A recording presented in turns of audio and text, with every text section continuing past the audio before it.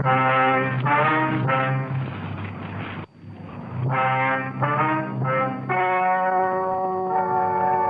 and gentlemen, the story you are about to hear is true. The names have been changed to protect the innocent. Dragnet.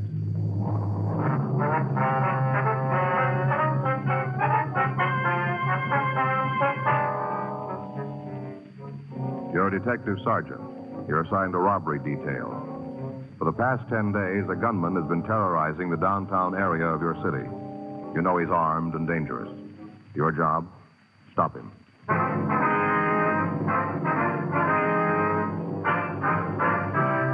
Dragnet, the documented drama of an actual crime. For the next 30 minutes, in cooperation with the Los Angeles Police Department, you will travel step by step on the side of the law through an actual case transcribed from official police files. From beginning to end, from crime to punishment, Dragnet is the story of your police force in action. It was Tuesday, October 5th. It was raining in Los Angeles. We were working the night watch out of robbery detail. My partner's Frank Smith. The boss is Chief of Detectives Thad Brown. My name's Friday. I was on my way back from Metropolitan Division. It was 7:56 p.m. when I got to the City Hall. Robbery squad room. Hey, buddy, you didn't have to make a special trip in to bring the tie. Well, I might have forgot it tomorrow and left it in the car again. Here you are. Oh, thanks. Hey, the card's still in the box. You want it? No. Hey, look at this. Real pretty. Go good with my brown suit. Real silk, too, huh? Mm-hmm. That's a pretty clever idea, putting a name on a tie like that. Don't you think? Yeah. Yeah, I used to do the same thing with ink and paper when I was a kid. You know, put a gob of ink on the paper and then fold it over. Mm-hmm. You get some pretty weird-looking pictures. This name business makes a nice, neat tie pattern, don't you think, Joe? Yeah, if you don't mind the switch. On the name, you mean? Yeah. No. Unless you're looking for it, you wouldn't know it said Joe Friday. Here, take a look. See? This is how it's going to be when I'm wearing it. It's kind of hard to see. Yeah, well, as long as you're satisfied, you're the one that's going to wear it. Well, sure. Looks great to me. Of course, if you're going to turn your head sideways and read it, then you can see it says Joe Friday, but I don't think people are going to go to all that trouble. You think so? No, I don't think so. Did you talk Stoner? Yeah, says they'll meet us later. All right, better get going, huh? Yeah. Want to get your coat? It's coming down pretty hard out there. Right. You think it'll keep the suspect inside? I don't know. It isn't going to work for us. Hot shot, I got it.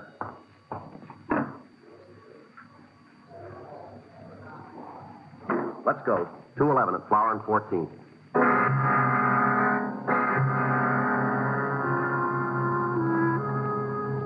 Frank and I left the office and drove out to the address. It was a small neighborhood liquor store.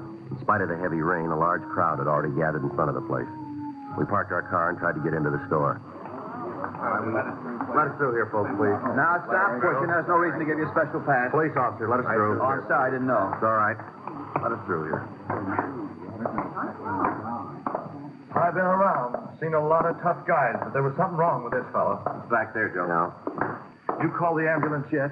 Can't we do something for poor Claude? Don't just let him lay there. You from downtown? That's right. Friday and Smith Central Robbery. Did you answer the call? Me and my partner. Is that him outside? That's right. You get a description? It's out. Okay. Ain't anybody going to ask me what happened? Yes, sir. Just a minute, please. Seems all you fellas are interested in is what the guy looked like. Don't nobody want to know what happened? Yes, sir, we do. If you'll wait just a minute, please. No choice. Anything more I can do here? No, not right now. Okay. I'll be outside if you need anything. Right, thanks. All right, sir. You want to tell us? About time. What's that? All this running around and yelling. Wonder you fellas don't catch anybody. Don't slow down long enough for me to tell you what happened. Uh-huh. You want to go ahead? Worst thing I ever saw in my whole life. Most terrible. Yes, sir. Were you alone in the store when the shooting occurred? No. Well, who else was there? Claude, Anita, and me. Claude's the victim, is that right? Yeah. That's him there. Yes, sir. Don't you think somebody ought to do something for him? Seems like the ambulance ought to be here. Well, he's dead, sir. Claude? That's right. You've got to catch the fellow who done this.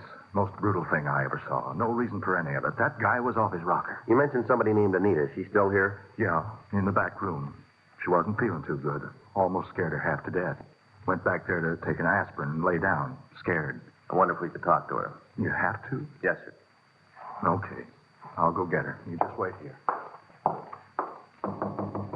Anita? Anita? It's me, Hanley. Can you come out? Police. They want to talk to you. We don't like to bother you, lady. We'll try to be as brief as possible. It's all right. Would you give us your name? This is Miss Anita Blaine. I'm Hanley Dawson. I don't think you told us your names. Miss Frank Smith, my name's Friday. Hello. How you doing, Em? Is there anything we can get for you, Miss Blaine? No, I'm all right now. All right. Would you tell us what happened? We was back of the counter playing a game of cribbage. You and the victim? Yeah, me and Claude. His full name's Claude Langford. We was there playing the game. Were you in the store at the time? No, I came in later. I'm trying to tell you in the right order. Can't do it if you're going to keep interrupting. All right, you go right ahead. Oh, we were having a good game. Claude was ahead, already made the first turn. Oh, my crib and I really had a good hand. Might have caught him. Yes, sir. We were just about to play the hand when the door opened. Kind of surprising. Why is that? Didn't figure anybody'd be out on a night like this. I see. It was this young kid. All right, go ahead. Come in and ask me where we kept the canned nuts. You know, cashews and almonds. Yes, sir. Pointed it out for him, and he went over to have a look. Mm-hmm. Claude and me started back to the game, but the kid found what he wanted, and he come up to the counter. All right. I got up to wait on him. Handed me a $5 bill for 2 cans of peanuts. Yeah. Opened the register to get change. That's when he pulled the gun. Now, where'd he have the gun? In his overcoat pocket. It was funny, though. And not funny, ha-ha, but funny. Odd. You know? How do you mean that? Well, you know how most raincoats have a little slit in the pocket so you can reach into your pants pockets without unbuttoning your raincoat? Yeah, I know what you mean. Well, the kid unbuttoned his coat and reached right through the slit with the gun. Kind of like this. See? See? Yes. Now, what did he say when he showed you the gun? Like this. This is a stick-up. Keep your mouth shut and you might not get hurt. Might. That's what he said. Mm-hmm. What happened then? Told both Claude and me to come out from behind the counter. Said for us to lay down on the floor. Yeah. We did like he said, you know. There was just something about that kid, so you had to go his way. Mm-hmm. He made us lay down right there, where Claude is now, on our stomachs. Yeah, what happened then? Went over and took the money out of the cash register. Then he really got sore. I thought he was going to explode. Why, do you know? Wasn't much for him to take, only about $20, $25. Guess he expected more. I see. He come over to where me and Claude were on the floor. Told us to take the money out of our pocket. Stood there with a gun pointed right at us. He was mad. Mm-hmm. He did what he said. You just bet we did. I only had about $6 on me. Gave it right to him, though. Yeah. That's when Anita here come into the store. Just walked in, like a rabbit into a fox's trap. That's right.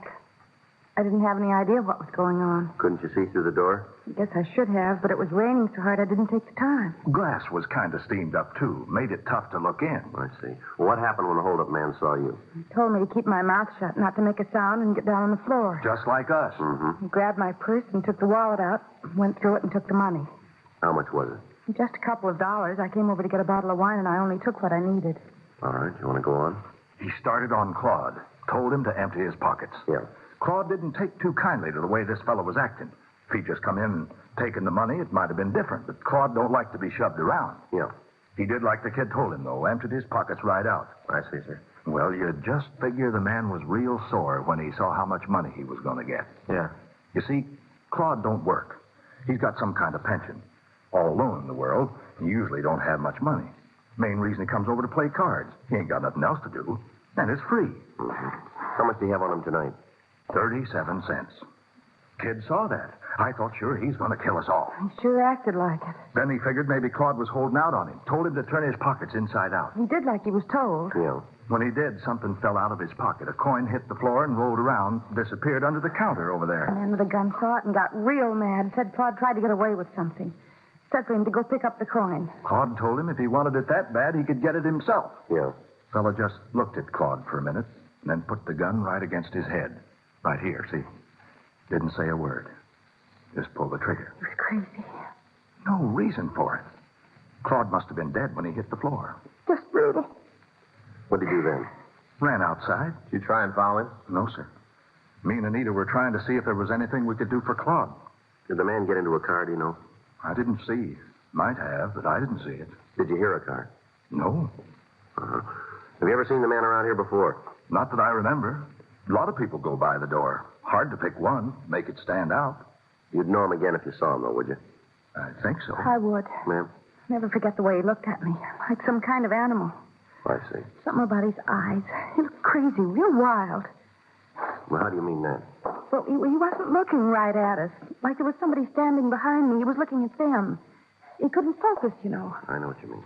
Say, did you see the coin that Langford dropped? No, just heard it hit the floor. Uh-huh. Find it? I think so. Look, sure doesn't make much sense. Take a look at it. Yeah. What is it? Streetcar token.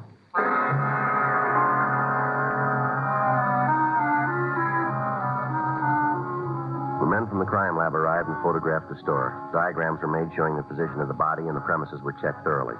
The victims were taken to the city hall to check the mug book. They were unable to make an identification. A canvass was started to the immediate area in the hope that we might be able to turn up a witness to the shooting.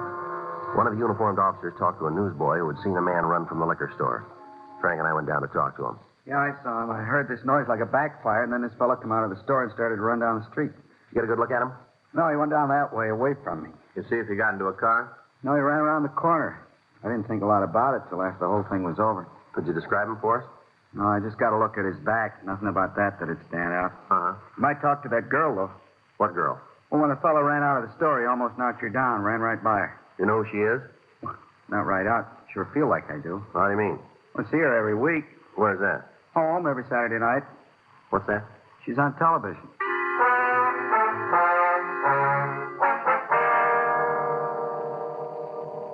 From the witness, we got the time of day of the television show. We contacted the network and obtained the information that the girl's name was Betty Martin. They went on to tell us that she was working in a nightclub in Beverly Hills. Frank and I drove out to see her. She was sitting at a table talking to some people, and we asked the waiter to tell her we'd like to see her.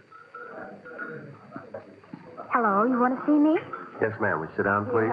Thank you. Here, I'll get that chair for you. What can I do for you? We're police officers, Miss Martin. This is Frank Smith. My name's Friday. How do you do? Hello. We understand that you were in the area of 14th and Flower tonight. Is that right? That's right. Why? Well, there was a holdup and shooting down there. It's possible that you might have seen the man who did it. Oh, I don't think so. My manager and I went down there to listen to a group that's playing, but as far as I know, I didn't see anybody else. Oh, excuse me. I'll be right back. If you wait until I'm finished, I'll tell you what I can. Well, it's rather important, Miss Martin. We'll wait. Well, so's my job. I'll do one song, and then I'll be back. Right. Thank you. Excuse me.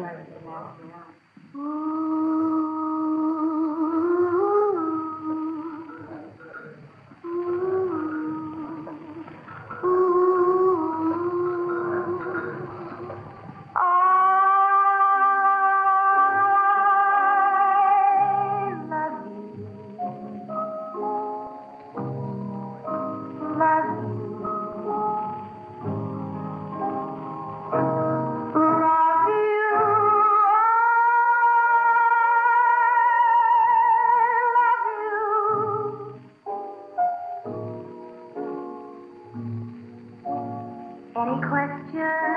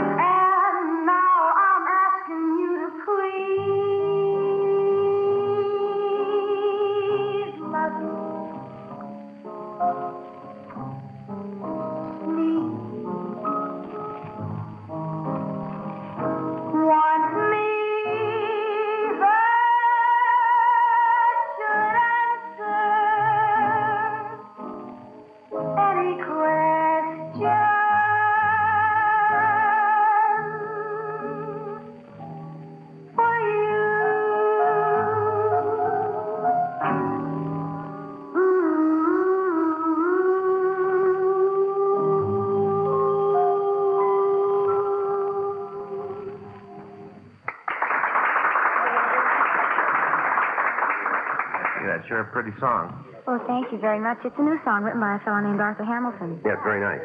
Now, what's this about a man I'm supposed to have seen?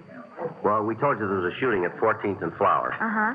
Well, one of the people in the neighborhood recognized you, and he tells us that the suspect ran right by you. Is that right? Gee, I don't remember. Just a minute. Oh, now I remember. Yeah, he ran out of the store, almost knocked me down, didn't even stop to say anything. Did you get a good look at him? Well, he ran into me. Can you tell us anything about him? Well, I'm afraid not. I didn't pay any attention. It's something that happens and you don't think about it, you know. Mm-hmm. Yes, ma'am. Would you know the man if you saw him again? I don't think so. The whole thing happened so fast. Mm-hmm. There's nothing about him that you remember. No, unless it was his eyes. Ma'am? Well, his eyes, like he was looking right through you.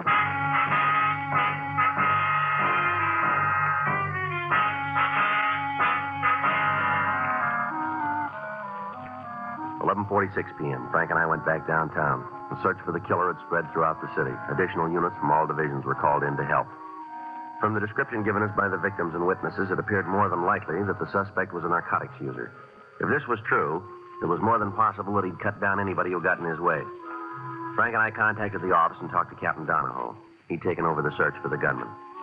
Because it was impossible to cover all of the liquor stores in the area, it was decided to ask the owners to close. Frank and I were assigned to places along Vermont Avenue. The first 6 stores we contacted cooperated. By the time we got to the 7th, the rain had stopped. We parked the car in front of the place and walked in.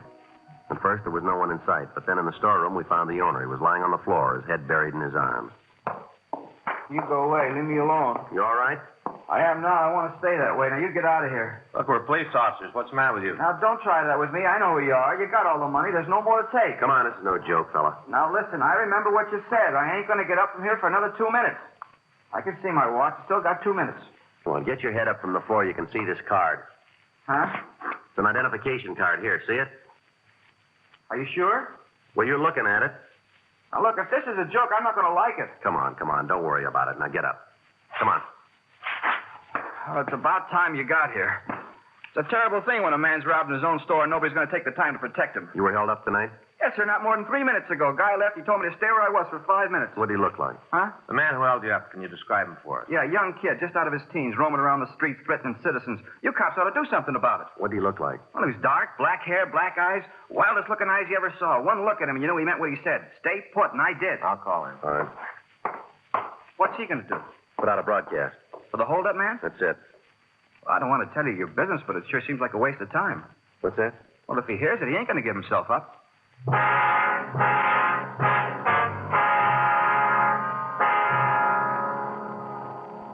The broadcast was put out to all units. From the description given by the victim, we were sure it was the suspect.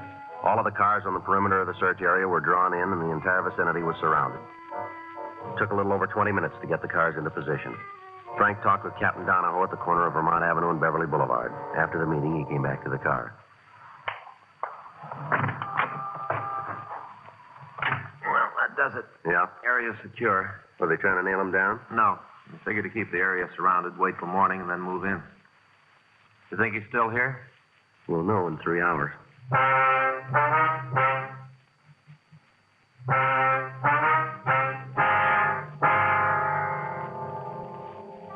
The preliminary search of the neighborhood netted nothing, and the area was secured for the night. The rain kept up. All officers involved in the operation were kept on duty. At 6:20 a.m., the circle began to tighten. House by house, the space where the killer could be hiding was eliminated. All cars into and out of the area were stopped and searched. 7:15 a.m., the perimeter began to narrow. At 8:46 a.m., a call went out to all units. All units on special detail in the vicinity of Vermont Avenue and Beverly Boulevard regarding the suspect wanted for murder. Possible suspect believed to be in the vicinity of Vermont and Catalina Street. Attention, all units. Special detail regarding the suspect wanted for murder. Possible suspect believed to be in the vicinity of Catalina Street and Vermont Avenue. That's us. Yeah. Be a break if it's him. Right. All units on special detail in the vicinity of Vermont Avenue and Beverly Boulevard regarding the suspect wanted for murder. Possible suspect believed to be in the vicinity of Vermont and Catalina Street. Attention, all units. Special detail regarding the suspect wanted for murder. Possible suspect believed to be in the vicinity of Catalina Sure Street doesn't make and sense. Vermont Avenue. Why do you kill a man for a streetcar token?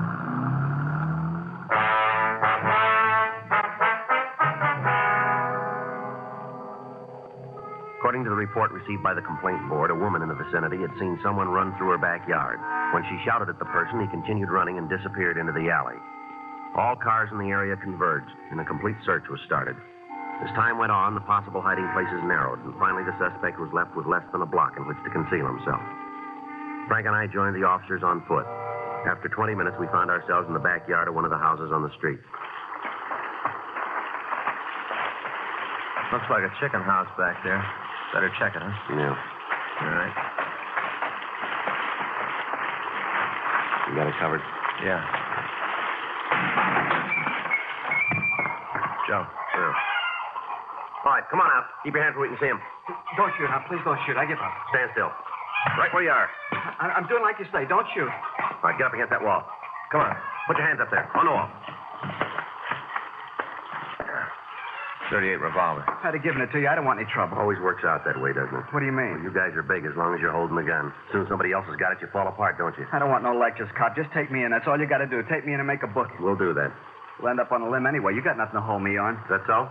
Yeah, I've been around cops a long time. I learned it the hard way. Don't tell them nothing. That's the way to make it. Don't tell them nothing. Well, you missed one of the big points. Huh? This gun you were carrying. Yeah. Maybe that'll tell us.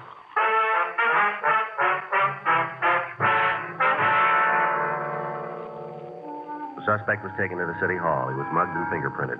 From his prints, we identified him as Max Hanford. He had a record listing several arrests for violation of the State Narcotic Act and 2 counts robbery. However, he'd never served time on any of the charges. We talked to him for an hour without result. 10:40 a.m. Why don't you leave me alone? I got nothing for you guys. Well, you keep believing that. We got people coming in who are going to lay it on you. For what? 211 and murder. You're out of your mind. We got you made on all counts, any way you slice it. You're on the needle, cop. Is that so? Yeah, you got one beef on me. Most you can tag me for is stealing chickens. You sit down and try to think what a judge is going to say when you read that off in court. All right, Hanford, you keep that smile on your face. You go right on believing that we can't press a charge that'll stick. Now, we got a half a dozen people on the way in here. They'll point you out in a crowd. And as soon as they do, we'll drop you in a cell and hold you ISO. Won't be long until that yen gets so big you'll be yelling for us to turn you loose. You got it all figured, haven't you? That's right down the line. You're a hype. You're hooked, and you're hooked bad. Everything's working for us. You go through the cure, and you'll tell us what we want to know, and you'll be glad you got the chance to talk. We don't need your help. We're home free without you. You keep up the way you're acting, see how far it gets you. You really figure you can box me in? Without a door. When'd you call the people? What's that? To point me out. A little while ago. Well, can you get them before they leave home? Why? No reason for them to make a trip. I'll give it to you. You want a stenographer? Might as well. I got nothing to lose. I'll give you the story. I'll get him. Go ahead. Lousy deal. Is that right? Yeah, I didn't want to kill that fella, you know. Well, why'd you do it? I was high. I just had a pop. I felt like I owned the world. Maybe pretty sure to think the guy was holding out on me. Guess you think that's a pretty bad reason. That's right. People don't understand. You get a bad habit working on you, you'd do anything to feed it. Is that right? Sure, you let me talk to anybody. Let me tell them what it means to have a supply shut off. I'll tell them what it's like. I don't care who it is. You put me in front of a jury, I'll tell them. Yeah, well, you'll get the chance. I'll tell them it wasn't my fault I got hooked on this stuff. That's why I did it. I'll tell them. Well, while you're at it, you can tell them something else. What? Why you started taking narcotics.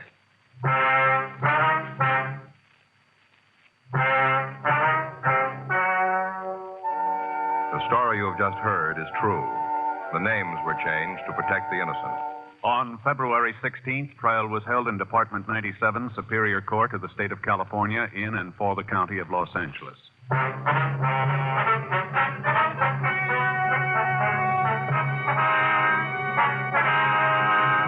Max Gifford Hanford was tried and convicted of murder in the first degree and received sentence as prescribed by law. Because the jury failed to return a recommendation for clemency, he received the maximum sentence and was put to death in the lethal gas chamber at the State Penitentiary, San Quentin, California.